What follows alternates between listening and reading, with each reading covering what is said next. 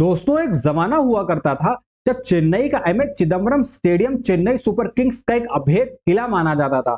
मगर साल 2025 उनके लिए कुछ खास नहीं रहा है और उनके इस अभेद किले में एक बार नहीं बल्कि दो बार सेल लगी है।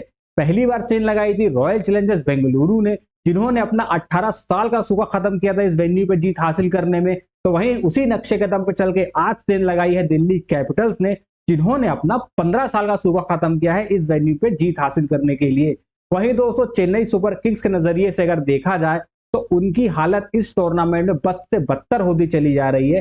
पहला मुकाबला जो मुंबई इंडियंस के खिलाफ उन्होंने जीता था, उसको अगर हटा दें तो इनकी बैटिंग बिल्कुल भी फायर नहीं करी है, बल्कि आज नौबत तो यह आ गई कि चेन्नई सुपर किंग्स का जो मजबूत पक्ष था ना, उसका स्पिन डिपार्टमेंट, उनमें से कोई भी स्पिनर्स आज अपने 4 ओवर का कोटा तक पूरा नहीं कर पाया है।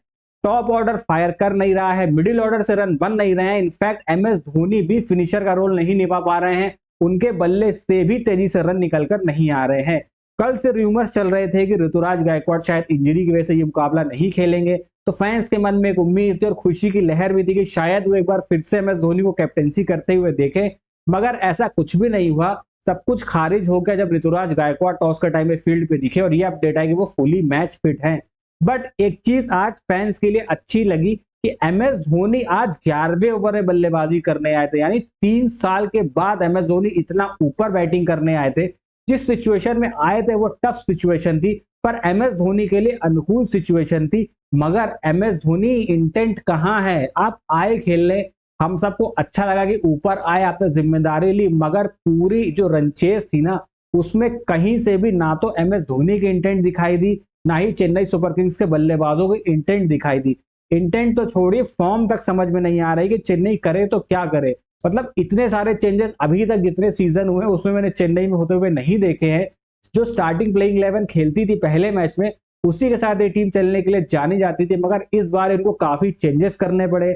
आज के मैच में भी उन्होंने काफी चेंजेस किए, मगर वो चेंजेस भी इस टीम का फॉर्च्यून बदलने में कामयाब नहीं रहे। बहुत दिन से सवाल उठ रहे थे कि डेविन कॉनवे को क्यों नहीं खिलाया जा रहा है, क्यों नहीं खिलाया जा रहा है, बार बार राहुल त्रिपाठी को क्यों मौका दिया जा रहा है। तो भैया आज डेविन कॉनवे भी प्लेइंग 11 में थे, प्लस मुकेश चौधरी को भी जगह दी गई थी कि एक लेफ्ट आर्म पेसर शायद दिल्ली के जो राइट हैंडर बैट्समैन है उन पे लगाम कसे, लेकिन वो भी करने में कामयाब नहीं हो सके और चेन्नई सुपर किंग्स एक बार फिर से अपने घर पे ही मुकाबला हार गया है 25 रनों से। और पॉइंट्स टेबल में उसकी हालत बद से बदतर हो गई है और रन रेट भी जो उनका है, नेट रन रेट बहुत ज्यादा खराब हो गया है। वही दोस्तों बात करें अगर दिल्ली कैपिटल्स की, तो भाई क्या शानदार परफॉर्म कर रही है ये टीम। चाहे पहला मुकाबला लखनऊ सुपर जायंट के सामने शानदार अंदाज में जीतना हो या फिर सनराइजर्स हैदराबाद के परखच्चे उड़ाना हो, कोई भी परिस्थिति हो, कैसी भी सिचुएशन हो, ये टीम अपना रास्ता ढूंढ निकाल रही है और विजय रथ पे सवार है और लगातार अपनी तीसरी जीत हासिल करके ये टीम पॉइंट्स टेबल पे अविजित है और पहले नंबर पर काबिज हो चुकी है।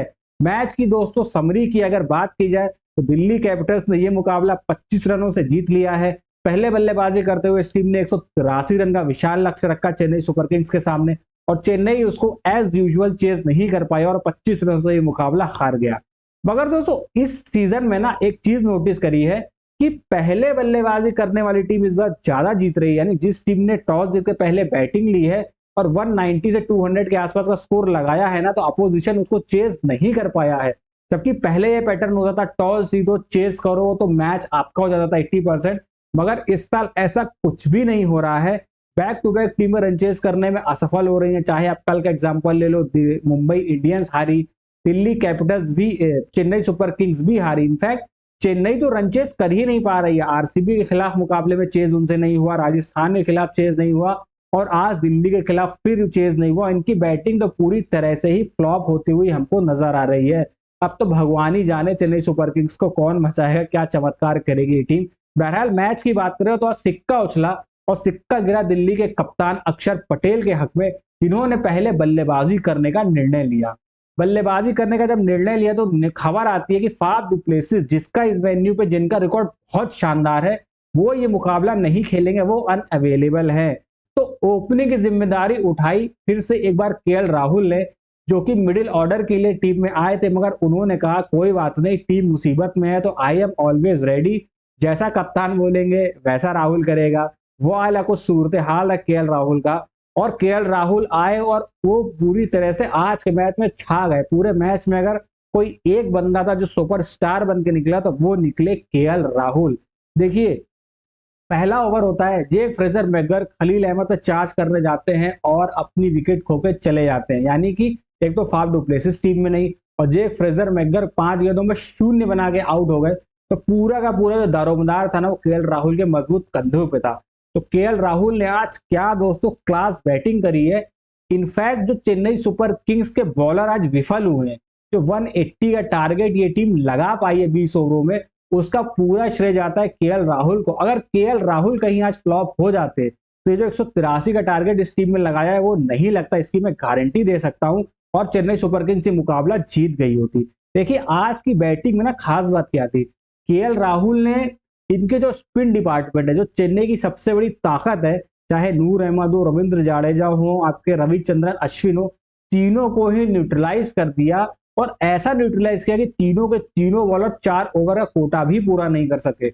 नूर अहमद जो पिछले 3 मैचों तो चेन्नई के लिए सुपरस्टार बन के निकल रहे थे, विकेट विकेट चटका रहे थे, कभी 3 विकेट कभी 4 विकेट, आज उनको भी आड़े हाथ लिया। 3 ओवर में 36 रन पड़े नूर अहमद को, सिर्फ 1 विकेट उनके हाथ लगी जो कि थी कप्तान अक्षर पटेल की। उसके अलावा नूर अहमद ने भी आज 4 ओवर नहीं डाले, रविंद्र जाडेजा ने भी 2 ही ओवर डाले, 19 रन दिए 9.5 की इकॉनमी के साथ। इनफैक्ट और उनके जो तीसरे स्पिनर रविचंद्रन अश्विन 3 ओवर में 21 रन दिए और ये भी विकेटलेस गए। तो इस क्लास की बैटिंग केएल राहुल ने आज दिखाई है, टेम्परामेंट दिखाया है, लास्ट ओवर तक ये गए, एंड तक खड़े रहे, टीम को बीच मझधार में नहीं छोड़ा और जो 183 का स्कोर है वो बनाने में दिल्ली कामयाब रहा। केएल राहुल ने 77 रन बनाया दोस्तों 51 बॉलों में, 6 चौके 3 छक्के और 150 की स्ट्राइक रेट के साथ। दोनों टीमों में जो फर्क सबसे बड़ा रहा है ना वो रहा है इंटेंट का, स्ट्राइक रेट का और खेलने की अप्रोच का। जहां दिल्ली कैपिटल्स के विकेट रेगुलर अंतराल पे गिरते रहे, ऐसा नहीं था कि विकेटें नहीं गिरी हैं, विकेटें गई हैं जेक फ्रेजर मैकगर के, उसके बाद अभिषेक पोरल और केएल राहुल की डिसेंट पार्टनरशिप लगी, फिर पोरल का विकेट गया, उसके बाद अक्षर पटेल आए, उन्होंने 21 रन का कैमियो खेला, उनका विकेट गया, फिर समीर रिजवी आए, त्रिस्टन स्टब आए, आशुतोष शर्मा आए। तो विकेटें गिरती रही, इस टीम ने विकेट काफी खोई मगर अपना रन रेट गिरने नहीं दिया। जो बैट्समैन आ रहा था वो पॉजिटिव इंटेंट के साथ खेल रहा था, एक छोर पे केएल राहुल ने संभाल के रखा था, इसी वजह से टीम इतना बड़ा टारगेट इस वेन्यू पे बनाने में कामयाब रही। अगर बात की जा रही है इंटेंट की और अभिषेक पोरल की बात ना की जाए तो उनके साथ ज्यादती होगी। बहुत इंप्रेस किया इस युवा बल्लेबाज ने। अब समझ में आ रहा है कि भाई इनको रिटेन इस टीम ने क्यों किया। आज 3 नंबर पे खेलने का मौका मिला और क्या बखूबी ये खेले हैं। जैसे ही जेक फ्रेजर मैकगर की विकेट गिरी तो बतौर ओपनर ही आप इनको समझ लो, क्योंकि पहले ही ओवर के बाद ही ये मैदान पे आ गए थे। 20 गेंदों में 33 रन बनाए, 4 चौके और 1 छक्के की मदद से 165 के स्ट्राइक रेट के साथ बखूबी साथ दिया केएल राहुल का। कहीं से सिर्फ उनके ऊपर पूरा प्रेशर नहीं आने दिया। एक तरह से बोले जो थोड़ा बहुत टाइम केएल राहुल शुरू में सेट होने में लेते हैं तो उसकी अपॉर्चुनिटी उनके लिए खोली अभिषेक पोरल ने, जिसका फायदा एंड तक उठा के केएल राहुल ने लिया। वही दोस्तों बॉलिंग डिपार्टमेंट की बात करोगे तो कुछ खास परफॉर्मेंसेस आए नहीं है चेन्नई की तरफ से। मात्र खलील अहमद रहे जिन्होंने काफी ज्यादा इंप्रेस किया। 4 ओवरों में 2 विकेट झटके, 25 रन देके 6.2 की इकॉनमी के साथ अच्छी बॉलिंग करी। और इस साल खलील अहमद एक पॉजिटिव चीज जो अगर सीएसके को उसमें खेमे में से आ रही है तो एक निकल के आ रही है खलील अहमद, दूसरी आ रही है मथीशा पथिराना। तो खलील अहमद ने अच्छा काम किया है अपनी बॉलिंग पे। पावर प्ले में आते हैं विकेट चटकाते हैं और डेथ में आकर भी विकेट चटकाते हैं। तो 2 विकेट चटकाने में ये कामयाब रहे। बाकी और जो थोड़ा बहुत फर्क डाला है ना, जो 183 रन बना, ये 204 206 भी हो सकता था, तो वो फर्क डाला है दोस्तों मथीशा पथिराना ने। 4 ओवर में उन्होंने 31 रन दिए, विकेट 1 हासिल किया, लेकिन डेथ में जो बेहतरीन बॉलिंग दी है ना, मतलब देख रहे थे हम जिस टाइम पे, मजा आ गया। लास्ट ओवर में तो रन ही नहीं दिए, 4 या 5 रन दिए, 1 विकेट ली केएल राहुल की, फिर 1 रनआउट भी हुआ। और जो स्कोर 183 आप देख रहे हो ना, ये लगभग 197 और 200 जाता अगर मथीशा पथिराना वो लास्ट का ओवर नहीं डालते। तो डेथ की बॉलिंग तो उनकी सॉर्टेड है खलील अहमद और मथीशा पथिराना की तरफ से, मगर बैटिंग इनकी बहुत ज्यादा फ्लॉप हो रही है। जब Delhi Chennai super kings chase करने आए तो हमें लगा कि हाँ यार कि कुछ तो हमें मतलब देखने को मिलेगा और बेहतरीन अंदाज में ये टीम चेस करेगी, जो पिछली गलतियां करेगी उससे सीखेगी। और आज तो डेविन कॉनवॉय भी टीम में थे, तो वैसे ही टीम का मॉरल थोड़ा सा बूस्टअप होना चाहिए। तो रचिन रविंद्र और डेविन कॉनवॉय आए तो थे दोस्तों ओपनिंग करने, रन चेस को मुकम्मल करने, लेकिन इनके बीच में आ गए दिल्ली कैपिटल्स के बॉलर्स। पहले तो विकेट निपटाई गई, सचिन रविंद्रा की, जो के लिए मुकेश कुमार ने soft dismissal the caught and bowled out हुए मात्र 3 रन के स्कोर पे। तो रचिन आउट होते हैं ना, इस साल देखा गया अगर रचिन चल रहे हैं तो टीम चल रही है, रचिन जा रहे हैं तो टीम भी जा रही है। फिर है कप्तान ऋतुराज गायकवाड़, सोचा था कि इनसे उम्मीदें थी ये परफॉर्मेंस करेंगे, राजस्थान के खिलाफ रन बना के आ रहे थे, इस वेन्यू पे आंकड़े भी अच्छे थे, मगर उन्होंने भी निराश किया। वो भी मात्र 5 रन बना के शिकार हो गए मिचेल स्टार्क का। एक चीज और, आज ना विजय शंकर का दिन बड़ा अच्छा रहा है। उसके बाद देवेन कॉनवे की विकेट गई, 13 रन वो भी बना पाए, विपराज निगम ने निपटाया और दिल्ली कैपिटल्स के बॉलर्स ने काफी ज्यादा इंप्रेस किया। पेसर्स ने स्पिनर्स ने भी आज बड़ी कसी हुई बॉलिंग डाली, बैट्समैन को कहीं से भी रन नहीं बनाने दिए। आज हर बॉलर की आपको तारीफ करनी पड़ेगी, चाहे वो मिचेल स्टार्क हो, मुकेश कुमार हो, मोहित शर्मा हो, विपराज निगम हो, कुलदीप यादव हो या फिर खुद कप्तान अक्षर पटेल हो, जिन्होंने मात्र 1 ओवर डाला। तो रनचेज कुछ खास नहीं हुआ इस टीम का, बैक टू बैक विकेटें गिरती रही। प्लस चेन्नई सुपर किंग्स की जो सबसे बड़ी बीमारी नजर आई है ना, वो नजर आई है कि इंटेंट भाई बहुत स्लो खेलते हैं, पावर प्ले में बिल्कुल भी रन नहीं बनाते हैं। विकेटें देखो हर टीम खोती, ऐसा नहीं है किसी टीम की विकेटें नहीं खोती, लेकिन ये अभी भी पुराने ढर्रे पे ही चल रहे हैं कि भाई विकेट बचाओ, एंड में हम तीर मार देंगे। मात्र 46 रन आए चेन्नई सुपर किंग्स के पावर प्ले में। वहीं देखा जाए दिल्ली कैपिटल्स के, तो उन्होंने 51 रन बनाए थे, पर विकेट उनकी कम गिरी थी, इनकी विकेटें काफी गिर गई थी धड़ाधड़। फिर भी उसके बाद जैसे कि चार्ज किया दिल्ली कैपिटल्स ने, इस टीम ने बिल्कुल भी चार्ज नहीं किया और उसके पीछे कहीं ना कहीं दिल्ली कैपिटल्स के बॉलर्स का भी हाथ था। बैटिंग में कुछ खास परफॉर्मेंस आई नहीं, रन खाली बनाए विजय शंकर ने। अगर बात की जाए दोस्तों, रन आप स्कोर कार्ड में देखोगे तो आपको बहुत लगेंगे। 69 रन बनाए 54 गेंदों में, 5 चौके 1 छक्का। देखिए स्ट्राइक रेट, मैंने बोला था ना जो फर्क है दोनों टीम में इंटेंट का है और स्ट्राइक रेट का, 127 का स्ट्राइक रेट है।